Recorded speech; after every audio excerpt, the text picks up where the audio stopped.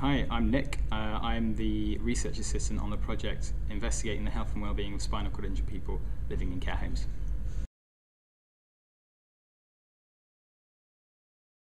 I think what struck me most about the research findings was the level of depression and bad feelings that people had about actually being in the care home. You could tell just from being around them that they were just, their lives were being wasted there, basically. I mean, they kept on telling me that things like the longer they were in the care home environment, it was just time that was wasted out of their lives. They couldn't do anything while they were in the care home, and essentially they were just living. They were just existing. Sorry, they weren't living, and that's got to be a horrible way to kind of live.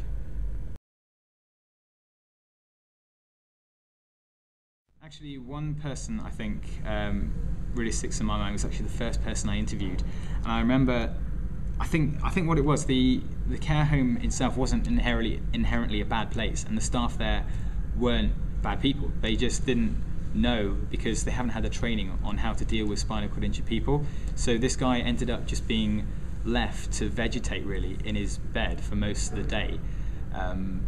They weren't able to help him transfer using a slide board like he wanted to.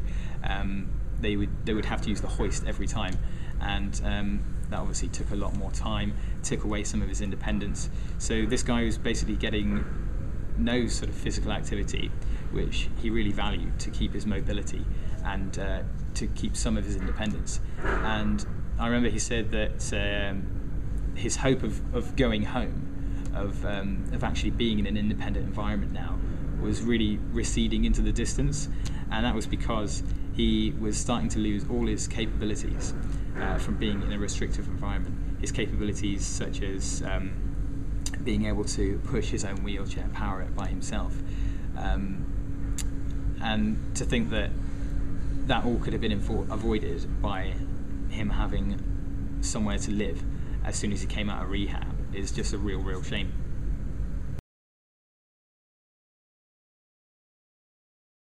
So in regards to housing policy and getting people from rehab straight into their own independent living environment, it really needs to be streamlined a lot more, essentially, so that people are offered appropriate housing as soon as they come out of rehab.